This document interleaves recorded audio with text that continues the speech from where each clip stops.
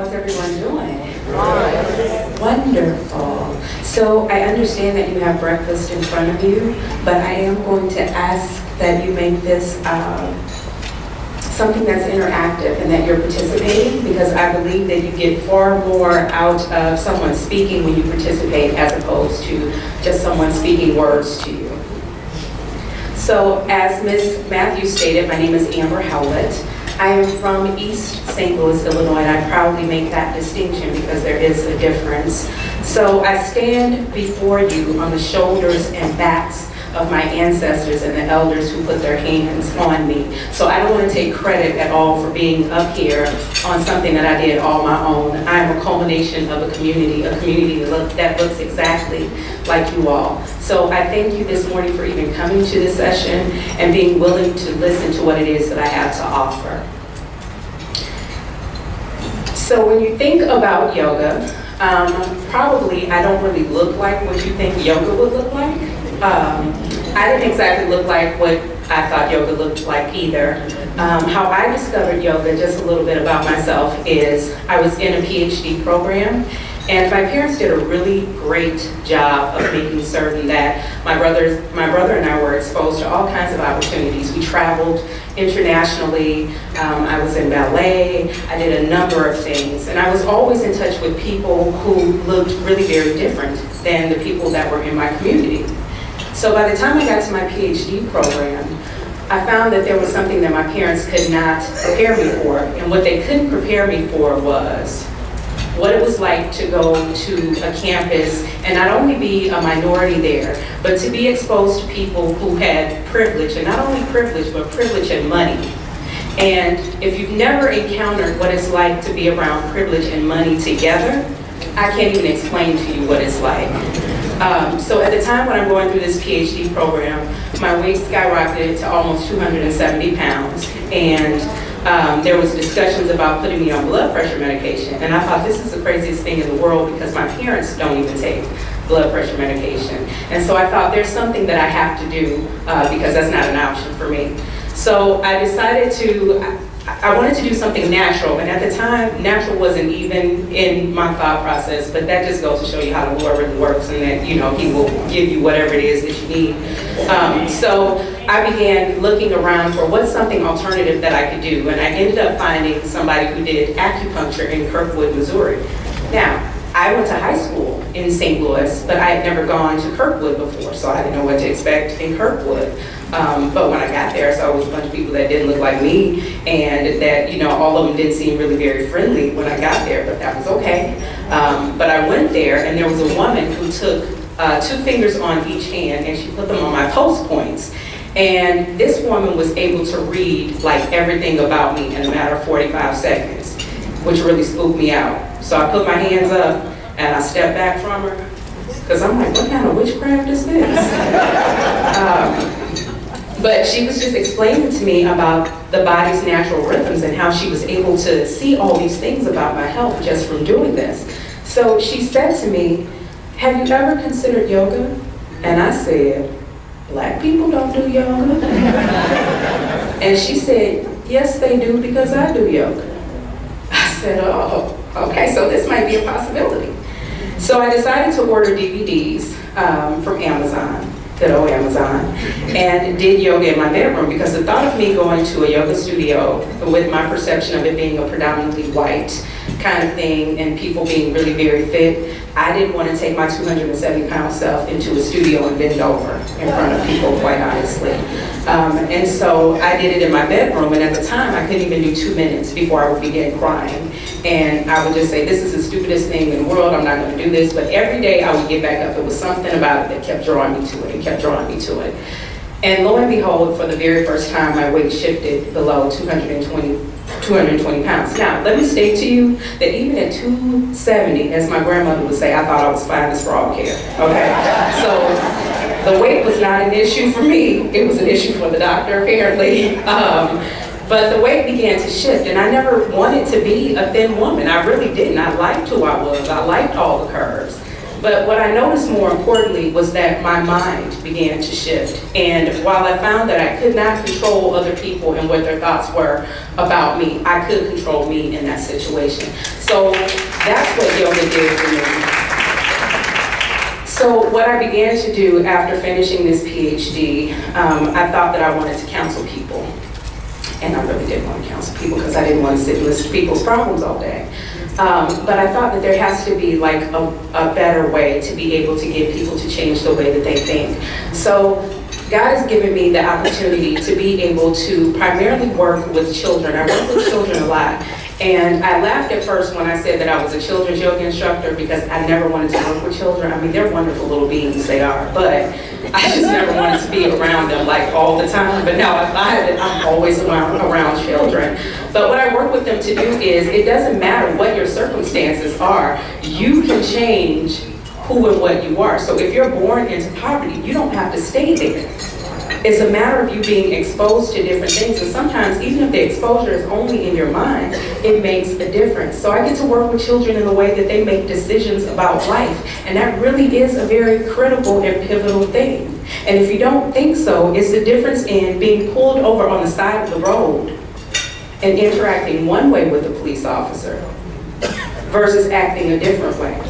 Even if that's only to be able to remain as calm as you possibly can, it makes a difference. So that's what I use my yoga to do, is to be able to challenge the way that people think. And so that's what I hope to give you today. So I hope that you come to this presentation really very open-minded, and I will give you a piece of information. Every single solitary day that you awaken is an opportunity to change who you are and how you see things. And every day that you awaken, you get the opportunity that should you falter just a bit, you can start over the next day. So you don't have to stay in what it is that you are, okay?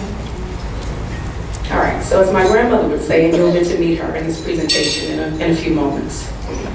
So when we say get ready, which was your theme yesterday, my grandmother used to say, oh, I stay ready to keep from having to get ready.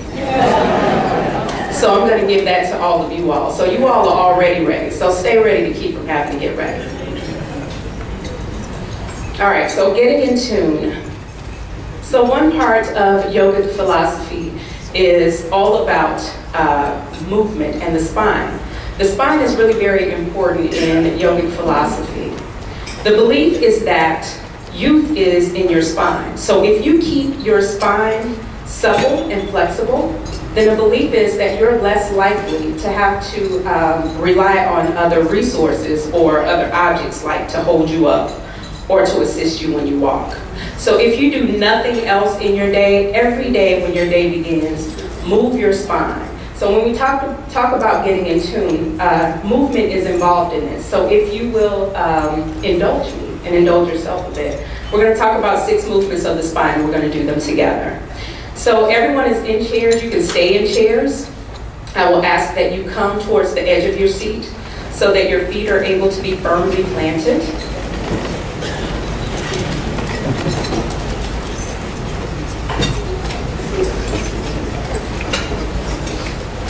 Okay, so with the 6 movements of the spine, we have flexion and extension, or forward and backwards, okay?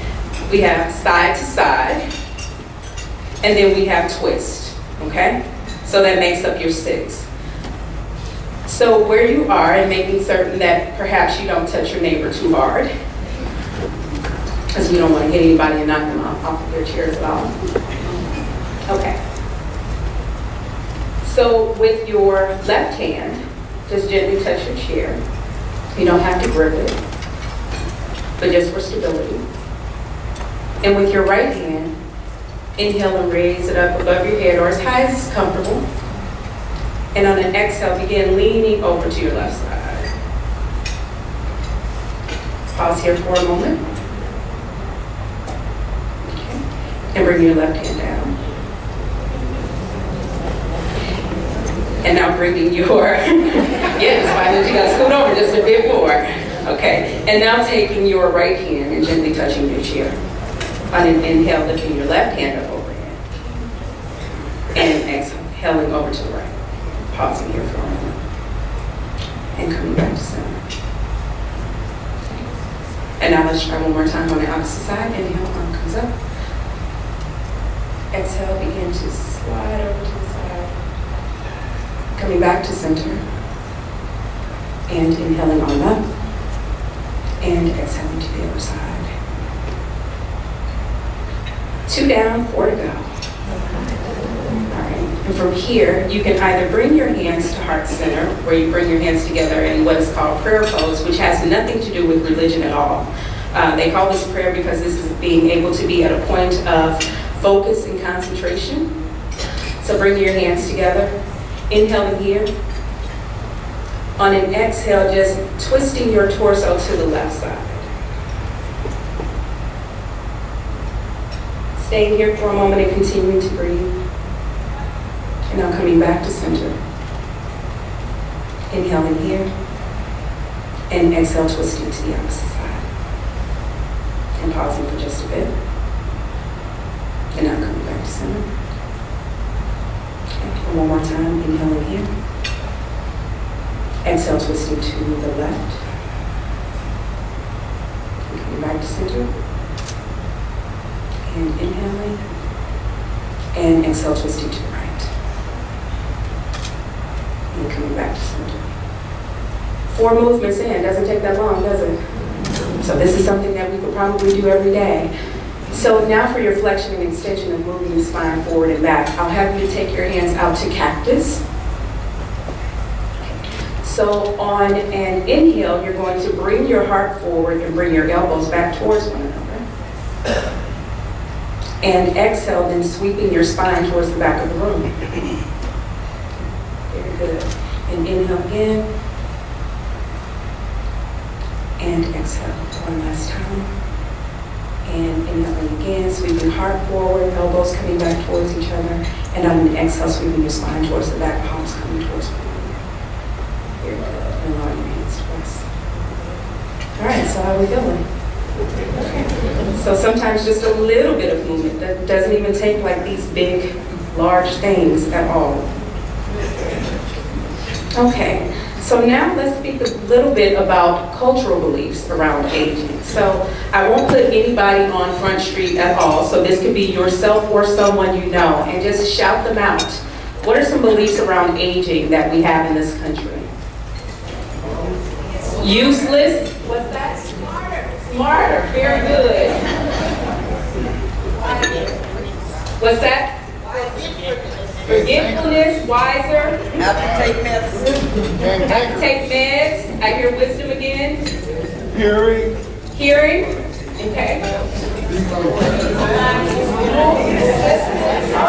Don't really move. Need lots of assistance. I hurt. Very good. So this country hasn't always had, like in recent years, the best beliefs about aging, but we are getting better. And I think what's happening with that is thanks to the baby boomers who are aging in a whole different way. Yes, give yourself some time to applause. I think the baby boomers are kind of leading the way and showing that aging can be different. Now, this country still has a ways to go, don't get me wrong, it does. But we're still seeing things about how, like, if our hair is gray, we need to hurry up and rush to dye it. Which, you know, if you dye it all on your own, that's fine. But not because somebody told you that it's not okay to have gray hair. Or as a woman, I don't know, like, how often I sit and count the commercials about how I really need to be conscious of my wrinkles and that I need to buy all these creams so that I don't have wrinkles. Which is like the craziest thing ever. And you know, and then this thing about 40 is the new 20. No, 40 is the same old 40. 40 will never be 20. I mean, that math will never add up. So we're getting better. So we can hold on to that. So again, no one else is in charge of what it is that you are. You are in charge of what you are, and you get to say so and who you are every single solitary day. When we look at other countries and how they view aging, Japan, they tend to live like several generations in one house. And this is something that they've done for a very long time. And the belief system is that this is what has given longevity. to many of the elderly. And it's because they're always surrounded in love and support, so they're able to flourish. In China, how about parents can actually sue their children for emotional and financial support? So you have to take care of your parents. I mean, I think that that's great. So if you don't take responsibility on your own, the law is going to make certain that you do. Another thing that I think is really wonderful is Scotland, and I think that there's a lot that we can learn from Scotland. Scotland was looking at the way that they were doing things with their elderly, and they were finding that they were pumping a lot of taxpayer dollars into like hospitals and bettering hospitals so that hospitals could give better care. But Scotland said, it's got to be a better way that we can do things. So what Scotland decided to do was to take some of that money out of hospitals and put it into preventive care. So what they did was they put money into the elderly's household so that they could make their houses better, so that they could live better, and look at ways in which they could put people in their homes to support them. And they were finding that the elderly was starting to live better, and that people's perception of aging in Scotland was changing. How about that? So it just goes to show that perception means a lot. So again, if you came to this conference not really sure about how you feel about aging, what we just learned in this short time is how you view things changes things.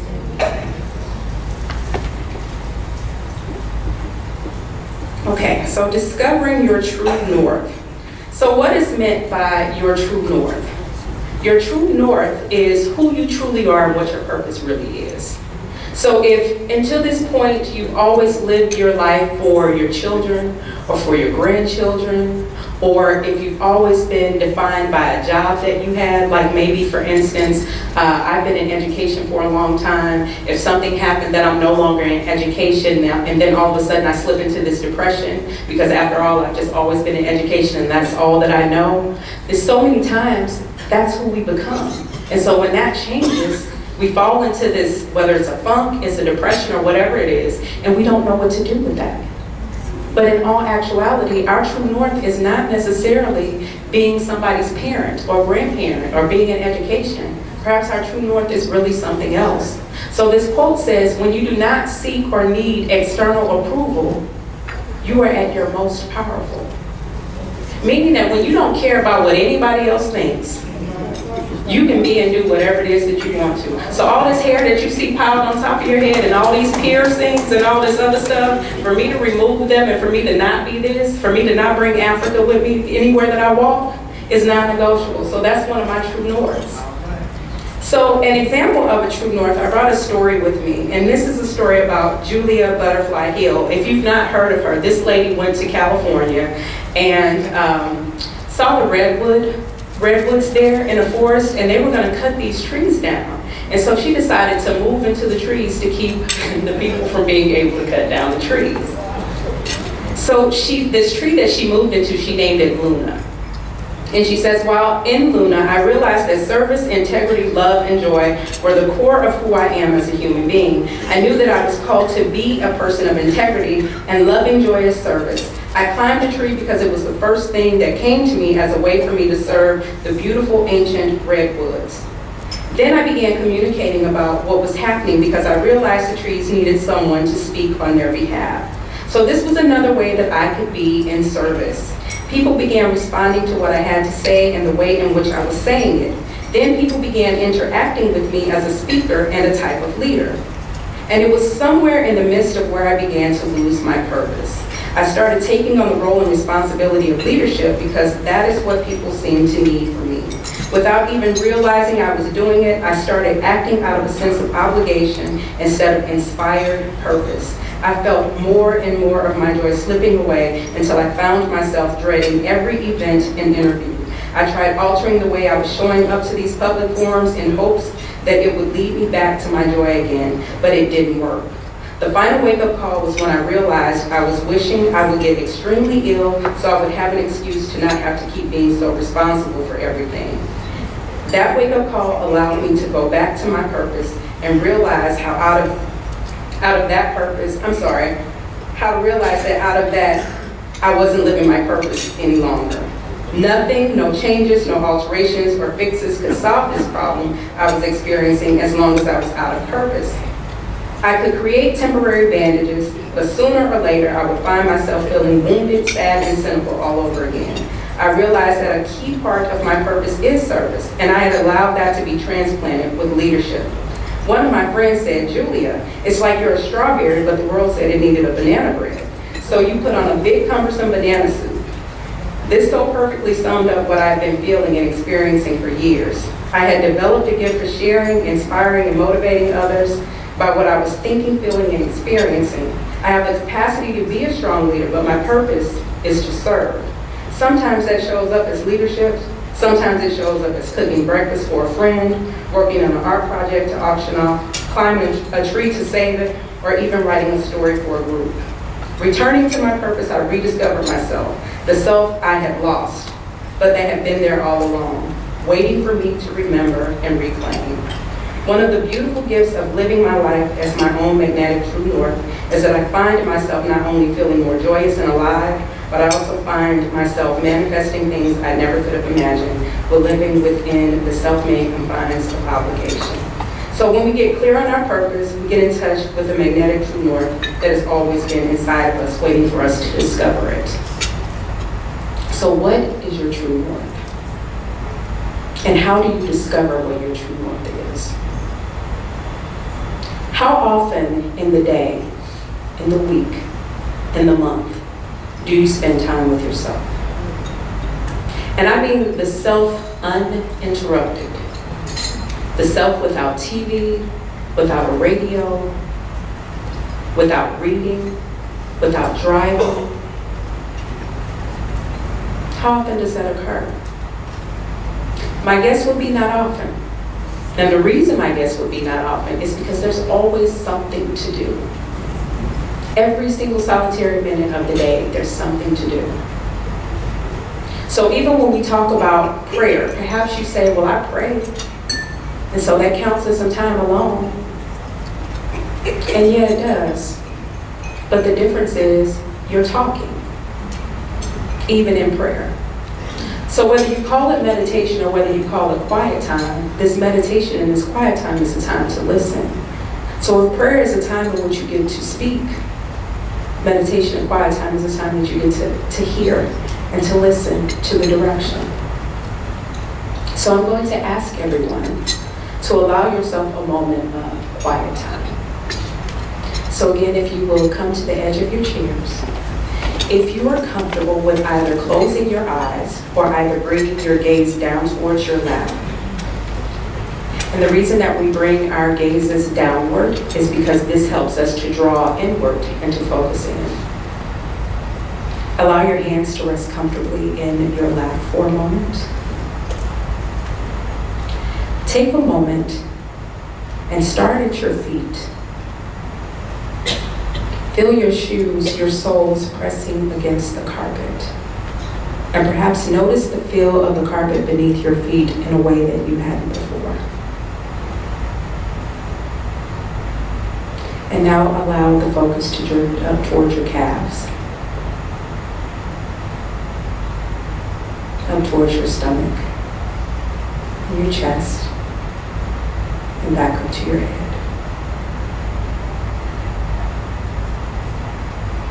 And now take a moment to notice the breath within your body.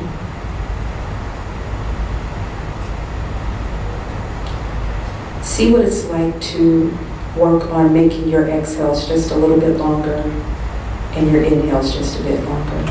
So perhaps when you inhale counting to 3 and exhale counting to 3. So continue focusing on your breath, inhaling, counting to 3, and exhale, counting to 3. If this seems a bit easy, you can try counting to 4.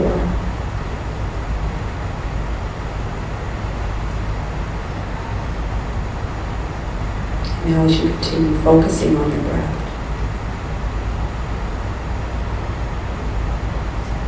think about what it is that brings you joy.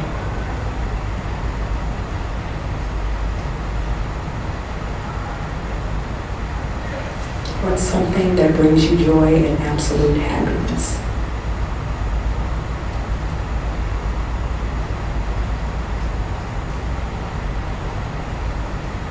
And perhaps you notice that as you think about this one thing, that it brings a smile to your face just a bit.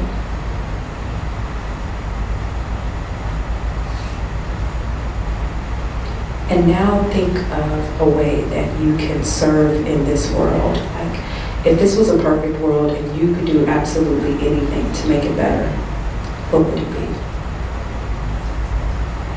And it could be as big as you imagine.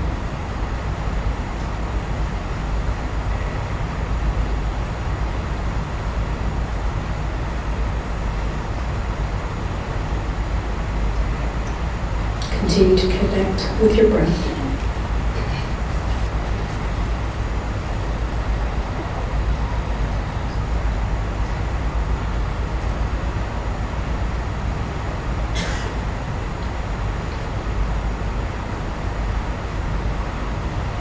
And now before coming back, perhaps begin wiggling your toes just a bit.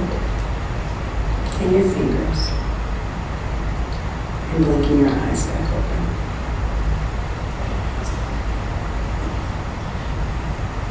All right, how was that? Just a few minutes, that's all it takes. So if you feel so inclined at any point in time to take notes, and the note could even be in just what you thought about, what brings you joy, or what's something that you would want to do. Anything that comes up that you may want to hold on to and come back. So we're now going to talk about reinventing the self through the yamas. So what the yamas are, when we talk about yoga, yoga is really, when you see the physical aspect of it, it's really a very small part of what yoga is. Yoga has roots in India, it also has roots in Egypt. But the roots that began in India, movement was only meant to get the physical energy out of the body so that you could focus on what was important. So the main part of yoga was supposed to be getting you together so that you could go out into the world and make the world better. In Western philosophy, that's not something that we focus on so much. So when we talk about these yamas, the yamas are kind of like a code of conduct, so to speak, in how to act in the world. So the very first yama that we talk about is ahimsa. So I will have us to say that together. Ahimsa. So ahimsa means non-violence, or to do no harm. So immediately, probably when we think about ahimsa and non-violence, we may be quick to say, well, I don't go around like hitting people or doing anything. So, nailed it, I got ahimsa. But let's think about non-violence in another way. You can be violent in your communication. You can be violent in your communication with others, but you can even be violent in your communication to self. Okay? So this is where this becomes very important to reinventing the self. One of the examples that I love is that often and I'll speak to women, because I know this is more so with women than I do with men. When I speak to women and I give them a compliment, I may say, that's a lovely dress that you're wearing. And some of the things that may come out are, oh, I done had this for years, and I got this on sale for $7 at Macy's. And I mean, it's got a hole over here on this side. But all I said was, you have on a nice dress. But all of that just happened is violent communication to yourself. I mean, I just did something and you just kind of tore it down. Okay, so it's being really very conscious of the things that we say to others, because what you put in the universe, you get back, whether you believe that or not. You really do. And another thought is, even if it doesn't come back to you, we all have children, and I'm a firm believer. I'm a village mama. I don't have not one kid at all, but I'm a village mama, and they're all my kids. So whether it happens to my nephew or my niece or another kid, that still directly impacts me. So we have to be careful what we put out in the universe. Being conscious of what it is that we say to ourselves. So when you talk about how fat you are, the self hears that. And I've heard plenty of people do it, male and female. So again, being really very conscious and intentional of the words that we speak so that we're able to reinvent who we are. One of the things I like to do when I'm in a new place is I like to, well, even in old spaces too, but I like to drive my car and park it and then walk in different neighborhoods. So I got a chance to hang out in downtown Columbia yesterday, which was a first for me. So I got a chance to walk around, and I love desserts. All day, every day, I'm never gonna give them up. I hope a doctor never tells me it's probably gonna be my way out of here if he does. But I love desserts, and I mentioned this to a young lady, and she says, oh my God, so do I. And she grabbed her stomach. Oh my God, so do I. And they're my downfall. And I'm like, no, they're not your downfall. It's just that you haven't found the balance just yet. Okay. So again, it's changing the way that we see things, and it's changing our relationships to things, and eliminating the violence as much as possible. Okay, so next we move on to Satya. So try Satya. So Satya means truthfulness. One of the things that I think we can all benefit from learning is, and it's not an easy lesson, our opinions are not the truth. And I'll say that one more time. Our opinions are not the truth. And we have to remember that our opinions are influenced by our experiences, which are important, but also our biases. Okay? And so biases can really change the way that we view things, and not always for the good. Okay? So it's being truthfulness, this truthfulness is being able to be open, that there's another view, or there's another truth other than what it is that you believe. So sometimes one of our biggest downfalls in our ability to reinvent the self is not being able to be open. It's okay to be open. It's okay to be vulnerable. And it's okay to not know. You don't always have to have the source of truth. And it's also honoring the truth that other people have. So if there's an opinion that someone else has, or there's a belief that someone else has, guess what? You don't have to like it. But respect them because it's theirs. And I stand up here just as flawed as anybody else.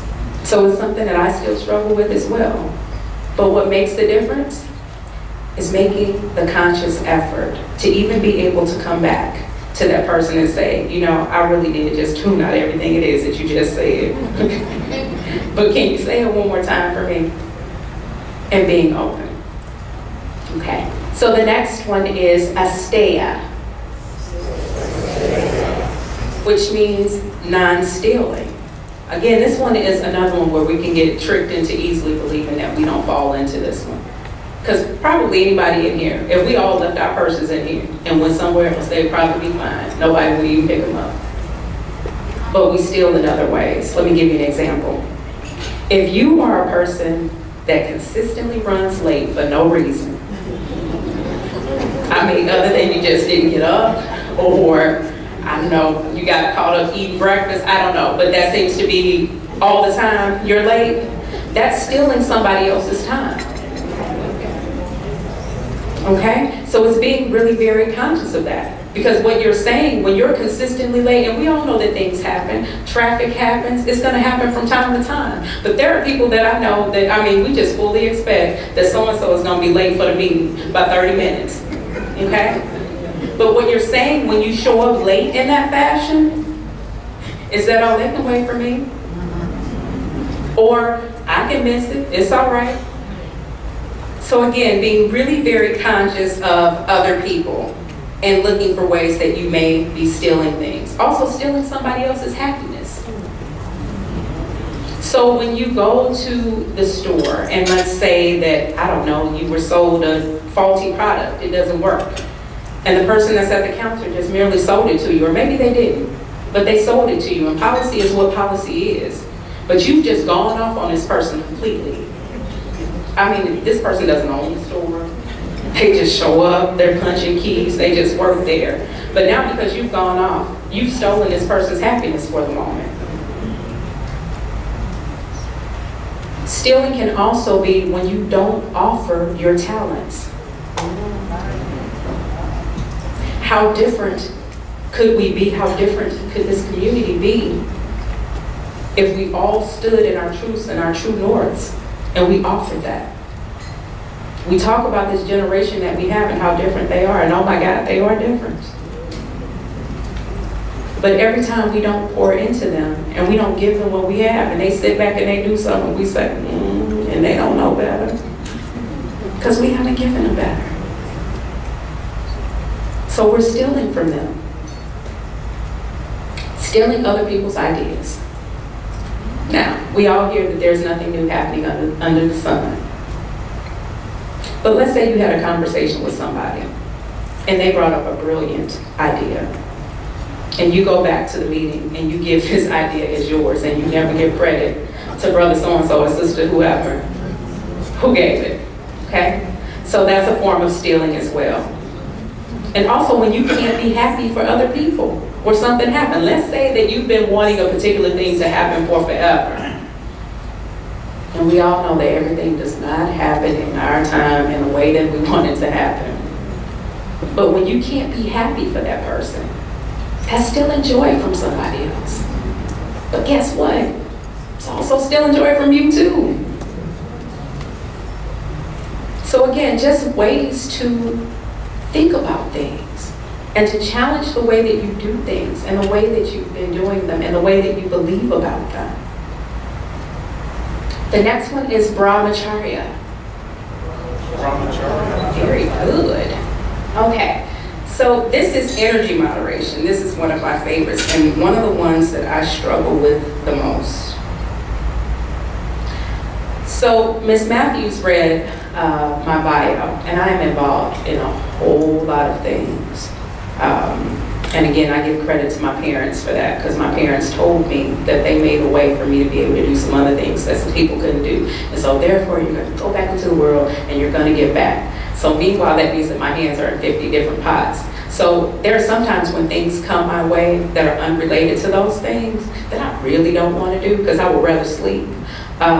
Sleep is really very important to me, and on average, if I get 5 hours a night, that's a lot of sleep for me. Typically it's somewhere between 3 and 4 hours a night by the time everything is done. But I will agree to do things, and then I'll be sitting there like angry inside the whole time, like I don't even understand why I'm here. And I don't, so while I'm going off, it's Amber's fault because I put myself in that situation because I should have agreed to do it. So if I just learn how to manage my energy, my attitude would be better. And I'm not serving anybody, because guess what? I'm sitting in that seat begrudgingly. So I need to get better with managing my time and my energy. And so some of us are the same way. Whether it's agreeing to watch grandchildren that we don't want to watch on that particular day, like we love them. Love them. But they don't have to be here this weekend. I just had them last weekend, and I want some time for myself. Or whether it's the girlfriend that calls on the telephone or the guy friend that calls on the telephone, and they want to sit and they want to talk for 30 minutes about all the bad things in life. But you indulge them because they need somebody. Well, they don't need you. Okay? So learning how to manage our energy, because the better we get at managing our energy, the better we get at preserving ourselves so that we can go out and we can serve better. The last one is a bit harder to say. Aparigraha. Good job. Okay, so this is the non-grasping, non-hoarding. So I don't have cable TV, but I've heard about this show called Hoarders, with these people that have all these things piled high in their house. So this isn't necessarily related to that. It could be. But this is our ability to not let go of something to move forward. So let me give you an example of this. You had an argument with somebody 7 years ago, and this person walks past you, and all of that comes back. You even remember what you were wearing that day. You remember what the temperature was. You remember where you were 7 years ago. Okay? So that's an example of grasping and holding on. The example that I give, I have 5 nephews and nieces. They all range in age from 25 down to, now I have a grandnephew who is like a year and a half. But I have a set of twins, a girl and a boy, that are 11. And these are could admit because they're not here, these are my favorites. They are a hoot, okay? And so they're into it all the time. They're Maya and Xavier. Maya and Xavier are into it all the time. Xavier is the know-it-all of the family, okay? And he really is very bright and brilliant. He is, but he wants the world to know it.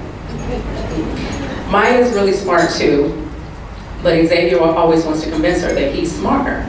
So I have to have these discussions with them when they're not willing to give in to one another. So an example that I give to them is I have them to ball up both of their fists. And so then I will go to my purse and I will take money out of my purse. And so I will make the attempt to give it to both of them, and I tell them to try to get it. And they can't use their fists, they have to have open hands to do it. But they can't open up their hands because their fists are balled up. So allow that to be an example to you too. You cannot receive what it is that either the Creator, the universe, whoever it is that you believe in, wants to give you if you are holding on to something for dear life. Literally and figuratively. You have to be willing to let things go. Everything cannot be a priority. If everything is a priority, then nothing is a priority.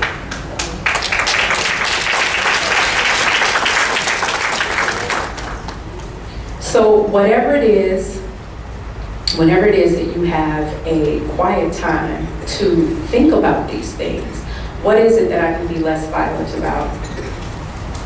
How is it that I can live my truth? How is it that I can allow others to live their truth? How can I not steal away in certain aspects and certain means? How is it that I can preserve my energy? And what is it that I've been holding on to for a long time that I can let go of so that I can move forward in the world? Sit and reflect on those things. And this isn't going to be something that you're going to do in one sitting. This will be something that will happen all the days of your life. Because we're all flawed beings. And we're all working towards getting there. Wherever there is, we're all working towards that. So next, I'm going to bring some ladies to you who have been really very influential to me in my lifetime. None of them are living. All of them are my grandmothers. To show how they've really lived these things, and I'm sure they didn't even know. Well, I'm going to guess that they didn't know that they were living them. Oops. Okay. This grandmother, some of you all may know because she was really very popular. This is Virginia Howlett Berry. This is Discovering Your Purpose. If you think you're too small to make a difference, you haven't spent a night with a mosquito. So I often hear, I'm not enough, fill in the blank, to do whatever. So the significance of my grandmother's story. My grandmother, she's actually my step-grandmother, and I make this distinction so that you understand in the story. My grandfather, this is my paternal grandfather, was a single dad. My grandmother died when my father was 3. And so then my great-grandmother, who you'll also see in this, came on the scene and helped to raise my father. Later, my grandfather meets this lovely woman. She gets pregnant before they get married. She's 14 at the time. My father is 6. I think that that's a hoot. So can you imagine being a stepmama and you're 14 with an 8-year-old? That's like amazing to me. Anyway, so she gets pregnant, she gets married. She has my uncle, and now she's raising children. She dropped out of school. My grandmother decided to pursue her GED when she was in her 50s. And then she decided to go to college and pursue her bachelor's degree. I knew she was going to college. I didn't know what college she was going to until I walked through the college halls one day and walked past my grandmother with her backpack. So my grandmother and I went through undergraduate school together. And she graduated 1 year before me.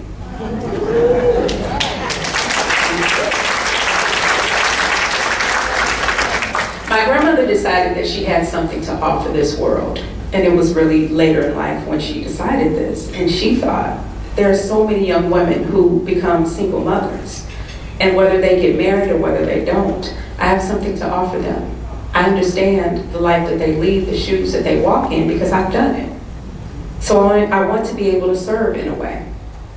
My grandmother and I also did our master's program together. She graduated a year before me. My grandmother and I did a PhD program together. I finished before she did. But I bring this story to you to say most people wouldn't think about going back to high school in their late 50s and then walking amongst the halls of people who they could be grandparents to. But no matter how small she felt or how inadequate she felt, it was something that she pursued and she persevered. And this is an everyday somebody. The next woman is my maternal grandmother. Writing your own story. So there's a quote from Maya Angelou. You may encounter many defeats, but you must not be defeated. In fact, it may be necessary to encounter the defeats so you can know who you are, what you can rise from, and how you can still come out of it. So I think the women in my life are really very revolutionary, and I look at this picture and I smile and I think how amazing she is, because she had 3 miscarriages, but my grandmother always said that she knew she was destined to be a mom. She said that wasn't something that somebody had to tell her. She knew it in her spirit. And she said she knew it as a child. She knew it. It was 15 of them. She was like number 12 in a bunch, but she was running stuff like, she was at the top. My grandmother was 40 when she had my mom. And so when you think of having a baby at 40 in 1949, and you do it when a man leaves you, it's really very revolutionary. And you raise that child without government aid, and you raise that child on a 3rd grade education. And you don't care what people have to say about how old you are to have a baby, or about all the things that you can't do. It's really very revolutionary. And I think that she is a great example of ahimsa, because I think that there had to be plenty of the violent communication going on around her, and she could have gotten sucked in by that, but she didn't.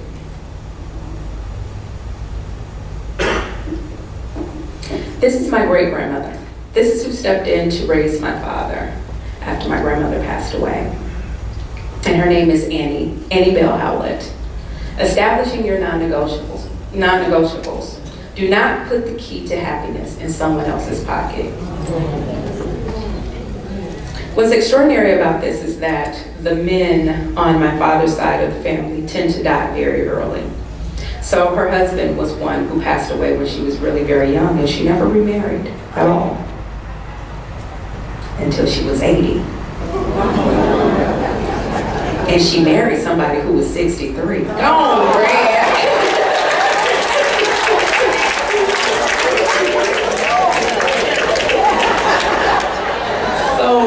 By all accounts, I know that there were people in the church talking about Annie know that she's too old to marry that young boy. I know they did. But for my grandmother, she felt like she found love, and that's what she was going to do. And I'm going to tell you, my father was not the happiest camper in the world, because my grandmother had significant property. She had this farm, and we kept the farm in the family, and he was like, I don't know where he's coming from, and is his name going on anything, and what are we doing? And my father had been her baby for forever, because he was the first. But when she stood toe to toe with him and said, I'm 80 and I'm getting married, I don't know how many more years I got, but I'm gonna ride this ride as long as I can. And those are her exact words.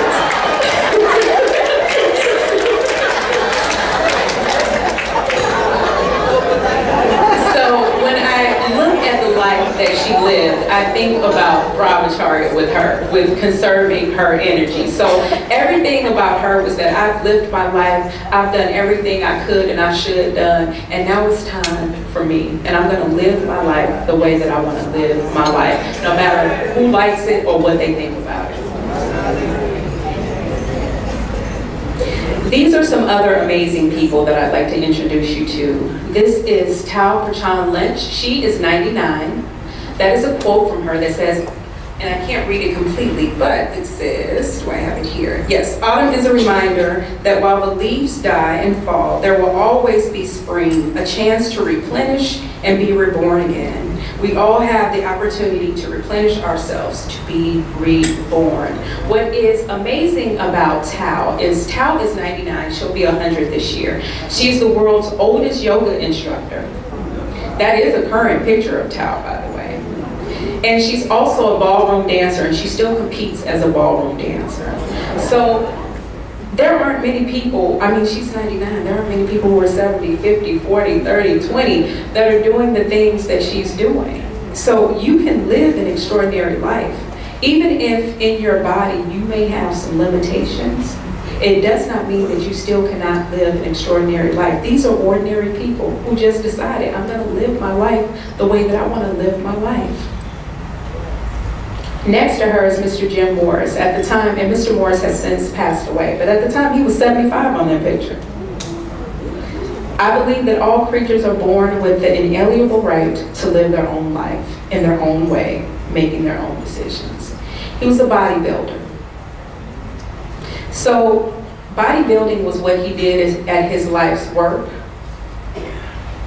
But what he did that made his life his own was, one, he was vegan at a time when there really weren't many people that was vegan. He was vegan and he was black. Now, when I think about when I told my family like almost 15 years ago that I was going to become vegetarian, I can't tell you the amount of flack I got about that. So I can't imagine growing up in his lifetime and being vegan and being around his family. But also, Mr. Morris was also gay, and he was openly gay. So again, whether you agree with someone's lifestyle or not, it was about him making the conscious decision to live his life the way that he wanted to live his life. And he still contributed to a body of work, which became his legacy. Lastly, this is Miss Ernestine Shepherd. I tell you that Ernestine is like my shero, and I absolutely love her. So at the time, Ernestine was 75 when that picture was taken. And what makes her extraordinary, besides the fact that she is just like grace and gorgeousness and wit and all these lovely things, is that Miss Shepherd did not start working out until she was 60. So she said she had never worked out a day in her life. She was going on a trip, I believe it was a cruise with her sister, and they went to try on bathing suits and was like, oh my God. So they decided to start working out with one another. So they were working out and they were going swimming and doing all these things, and her sister called her one day and said that she was experiencing some health issues. The sister goes to the hospital. That's the last time she saw her sister. They find out that the sister has a brain aneurysm and the sister dies. So she said her sister really wanted to do this workout thing and carry it out. And so that's what she did. She picked up the torch and she continued to run with it. Today, Ernestine is 81. She's still bodybuilding, and she still looks amazing. She was just on the Steve Harvey show not that long ago. Yes.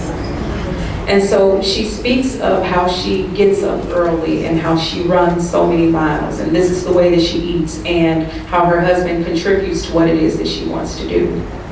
And again, these are ordinary people that are living extraordinary lives, not because of something that has been given to them at all, but because they made the conscious decision to change the way that they think about things and to reinvent themselves. And all of these people that you've seen were not babies when they decided to do it. All of them were 40 and older when they made these decisions. So I say again to you that every day you have the unique opportunity to change who it is that you are, what it is that you do, and how it is that you impact this world. thank you for being a part of this presentation this morning. Thank you for having me.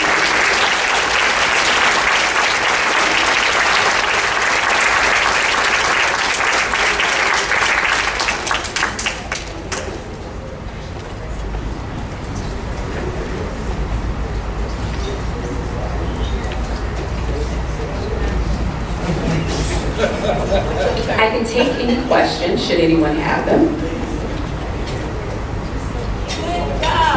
Thank you, I appreciate that.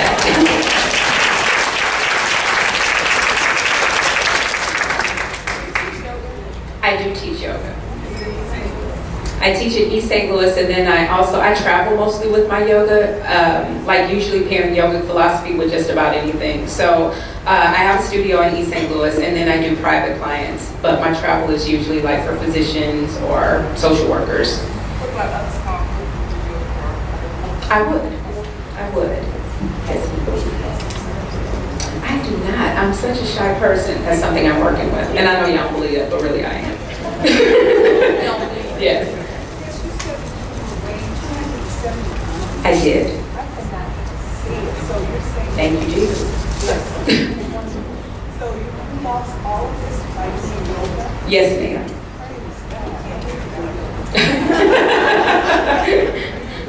Thank you.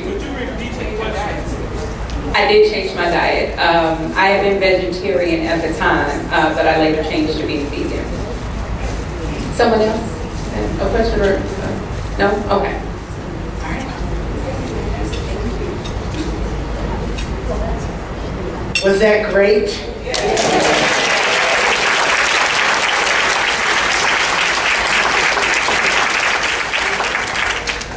Now I knew my interaction with Amber has been through, we'll have the drummers tonight, and so she travels with the drummers.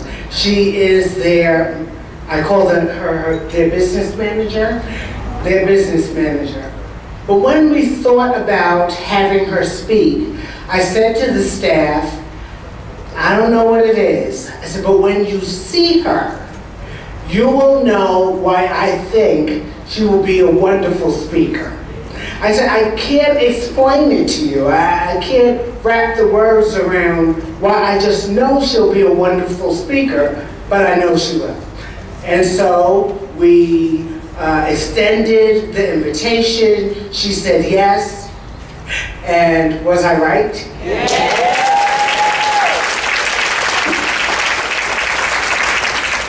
The other thing about which I am truly grateful, so I say this, and so let me say it to you. When people come to me and say, oh, Mima was wonderful, this is the best Mima, this one is better than it was last year. When people say that, I just look at them and I think, I bring what I know to the table, Deborah brings what she knows to the table, Glenda brings what she knows to the table, and we put that together. But when it moves from, that's good, to, oh, that was wonderful, then you know it's been touched by God. So you all just wait. Wait until you hear. Now, I have not heard what the soon-to-be Dr. Hendricks will say this morning in the concurrent sessions, and I have to leave here and go to the doctor. But when I get back, somebody come and tell me that what he said will be so aligned with what she said, you will think we planned it. And we did not, because remember the session this morning was supposed to be about legal affairs. And so you all just have to come back. Now he may not have the yoga terms, he'll have a different set of terms, but it will be about perspective and moving into who you need to be as a result of the way you think. Somebody just has to come and affirm it for me. I know it's going to happen. We have a token of appreciation for you. It is a small token, but simply to say thank you so much in the 100 pots in which you have your hands, you took one out to be here with us, did so not grudgingly nor out of necessity, and did a good job. So be thankful.